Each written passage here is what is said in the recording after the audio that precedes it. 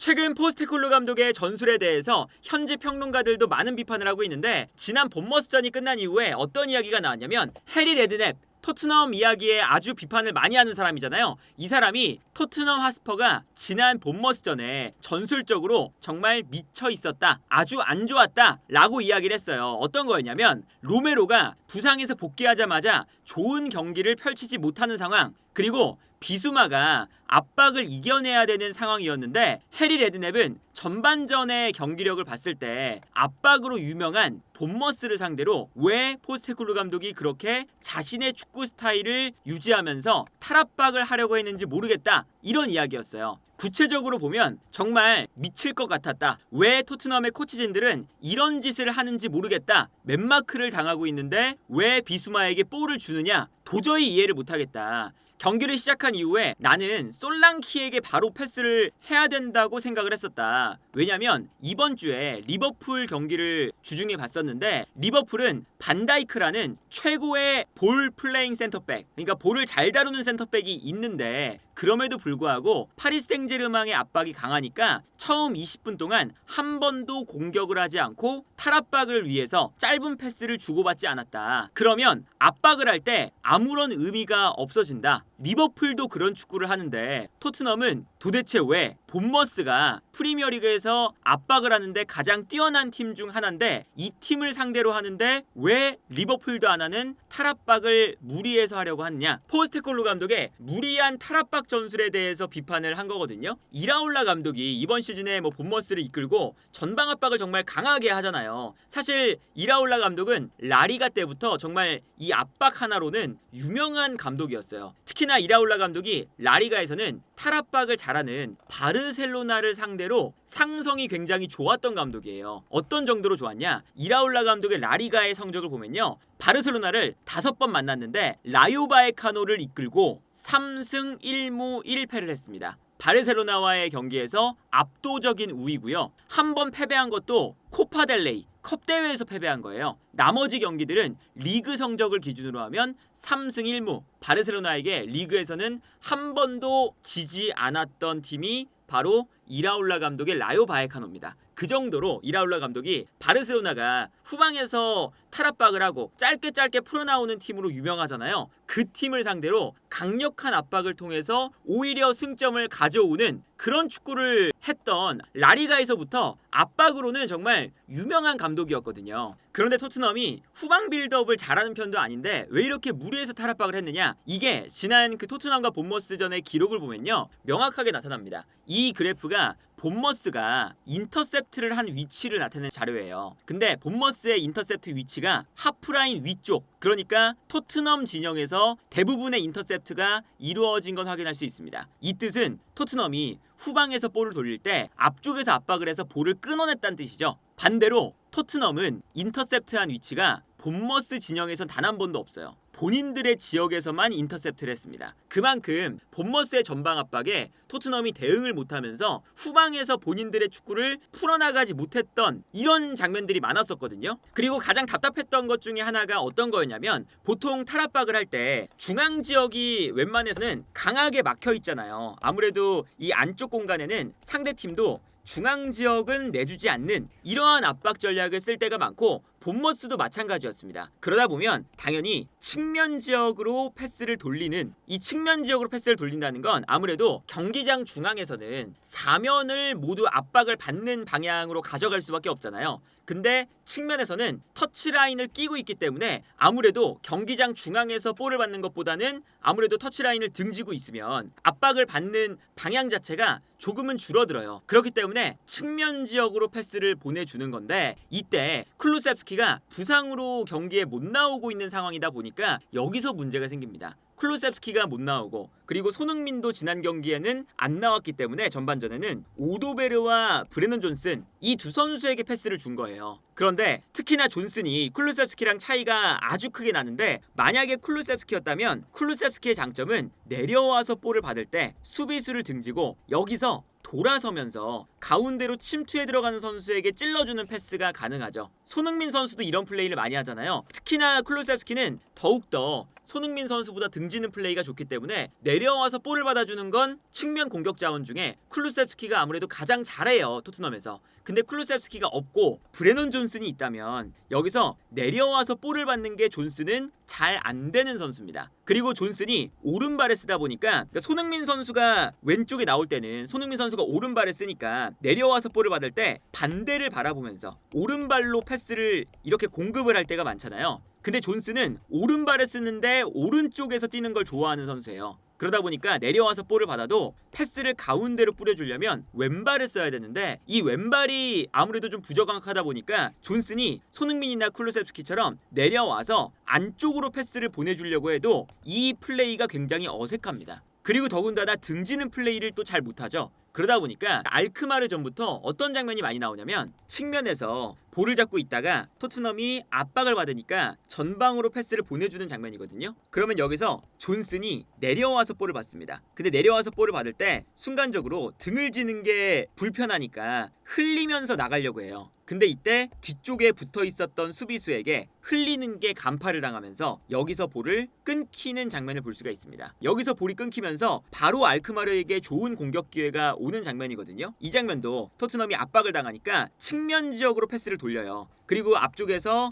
존슨이 내려와서 볼을 받고 있죠. 근데 여기서는 존슨이 수비수의 등을 지고 있다가 등을 지는 상황에서 볼을 빼앗기는 장면을 볼 수가 있습니다. 이런 식으로 쿨루셉스키가 없으니까 아무래도 존슨이 내려와서 볼을 받게 하는 장면들을 많이 만들면 안 되고 오히려 존슨은 달려나갈 때 스피드가 빠르니까 토트넘이 탈압박을 할 때 예를 들어서 중원에서 풀어나가는 패턴을 만들 수만 있다면 중원에서 풀어나가다가 순간적으로 존슨이 달려나가는 공간으로 패스를 찔러주는 이런 식으로 가야 존슨의 특성을 활용할 수가 있거든요. 근데 포스테콜루 감독은 본머스전에서도 존슨이 내려와서 볼을 받도록 혹은 왼쪽에 손흥민이 아니라 오도베르가 나왔기 때문에 오도베르가 아무래도 손흥민보다는 이러한 탈압박 능력에 부족함이 있으니까 오도베르도 불안한데 오도베르도 내려와서 볼을 받게 만드는 이런 플레이들이 많다 보니까 측면 지역으로 갈 때 측면 지역에서 볼을 뺏기는 장면들이 굉장히 많았었죠. 실제로 본머스가 인터셉트를 했던 위치도 왼쪽 측면과 오른쪽 측면 이 측면 지역으로 갈 때 패스를 끊어내는 장면들이 굉장히 많았어요. 그리고 정말 후반전에 손흥민이 들어오고 나서야 손흥민을 중심으로 그러니까 손흥민 선수가 내려와서 볼을 받는 게 이상한 게 아니에요. 원래 측면 공격수들은 탈압박을 할 때 측면으로 패스가 많이 가기 때문에 가운데를 못 거쳐가면 내려와서 볼을 받은 다음에 탈압박을 하는 경우가 많이 있습니다. 리버풀만 봐도 살라가 내려와서 볼을 잡아준 다음에 버티고 내준 다음에 다시 뛰어가는 이런 장면들 굉장히 많이 나오거든요. 그래서 손흥민 선수가 나왔을 때 비로소 토트넘이 탈압박을 하는 순간 가운데에 본머스의 수비가 뭉쳐 있으니까 측면으로 패스를 돌리고요. 측면에서 손흥민 선수가 내려와서 상대가 압박을 할 때 가운데를 바라보면서 패스를 받자마자 볼을 안쪽으로 공급을 해주는 이러한 탈압박 방식이 되기 시작했어요. 그러니까 토트넘이 존슨과 오도베르를 기용하는 이런 날에는 사실은 측면으로 패스를 보내주는 게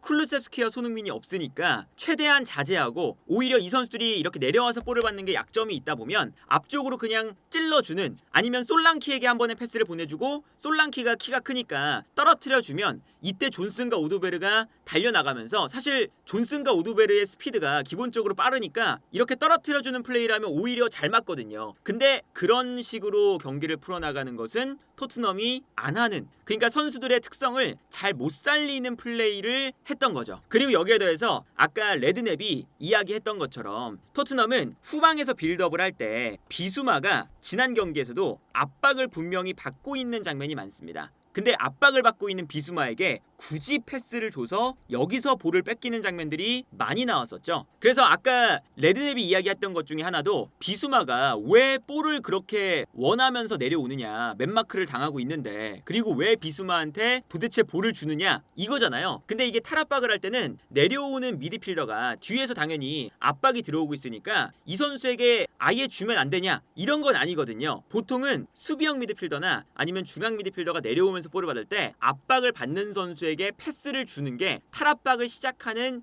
방법 중에 하나입니다. 다만 당연히 등을 쥐고 있으니까 어떤 문제가 있냐면 우리 선수는 내려오면서 멈춘 다음에 올라가야 되고 상대 선수는 과감하게 달려들면서 가속도를 이용하니까 순간적으로 달려나오는 관성에 의해서 에너지에 의해서 끊기는 장면들이 많이 나오죠. 힘을 받아내야 되는 상황인 거잖아요. 그래서 이런 상황에서는 아까 보여드렸던 손흥민 선수처럼 압박을 당하기 전에 원터치로 풀어나오는 이런 패턴을 이미 팀적으로 가지고 있어야 돼요. 그래서 보통은 탈압박을 잘하는 팀들이 어떤 식으로 탈압박을 하냐면 예를 들어 이렇습니다. 특히나 본머스 같은 경우에는 앞쪽에서 압박을 할 때 두 명의 투톱을 썼어요. 그러면서 두 명의 센터백 로메로와 단소를 모두 압박을 하고 있었고 이때 비수마도 압박을 당하고 있는 상태였죠. 그리고 여기서 비카리오가 볼을 가지고 있는 상태거든요. 요즘에 이런 장면들 토트넘 경기뿐만 아니라 다른 경기를 봐도 많이 나옵니다. 근데 이렇게 1대1로 압박을 하다가 센터백을 압박하고 있는 한 명의 선수가 비카리오 골키퍼를 압박하기 위해서 순간적으로 각도를 막으면서 비카리오가 예를 들어서 단소에게 패스를 보내줄 수 없도록 각도를 막으면서 압박을 들어와요.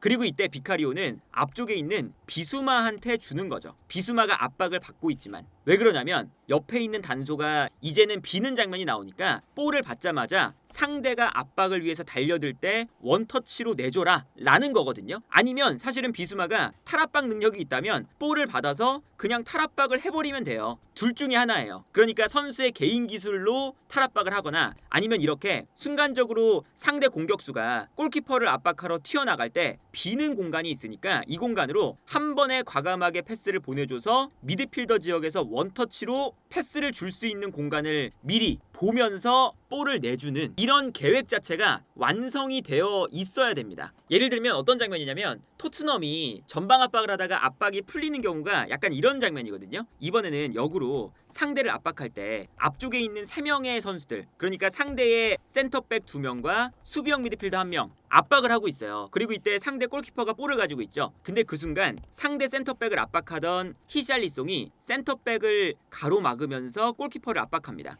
이러면 이제 골키퍼는 요 센터백 자리가 비긴 하지만 한 번에 패스를 줄 수가 없어요. 그러다 보니까 여기서 어떤 선택을 하냐면 내려오고 있는 수비형 미드필더에게 과감하게 패스를 주죠. 이렇게 줄 수 있는 이유는 뒤에서 토트넘의 미드필더가 압박을 들어오고 있지만 반대편이 비니까 볼을 받자마자 원터치로 내주는 이런 선택을 하는 거거든요. 그래서 이 다음 장면을 보면 패스를 바로 주고 이때 히샬리송이 가로막으면서 달려나오지만 반대편에 그렇다는 건 빈다는 거니까 여기서 원터치로 측면으로 내주는 이게 돼야 되거든요. 그런데 토트넘이 본머스전을 보시면요. 본머스가 센터백 2명을 압박을 하고 있어요. 그리고 이때 로메로가 의도적으로 비카리오에게 백패스를 줍니다. 그러면 로메로를 압박하던 요 선수가 비카리오 골키퍼에게 자연스럽게 달려나가는 거거든요. 그러면 로메로가 자연스럽게 압박에서 자유로워지겠죠. 여기서 토트넘이 정상적인 플랜이라면 내려오는 선수에게 패스 그럼 여기서 로메로에게 넘겨주는 이런 형태가 됐을 거예요. 내려오는 선수가 바로 비수마였고 그리고 심지어 단소를 압박하고 있었기 때문에 미드필더 라인에서 비수마를 압박하는 게 늦었어요. 그래서 비수마가 자유로워진 상태입니다. 그래서 비수마한테 줘도 너무나 편안하게 비수마가 탈압박을 하거나 아니면 로메로에게 한 번에 패스를 넘겨줄 수 있는 이런 자유로운 상태거든요.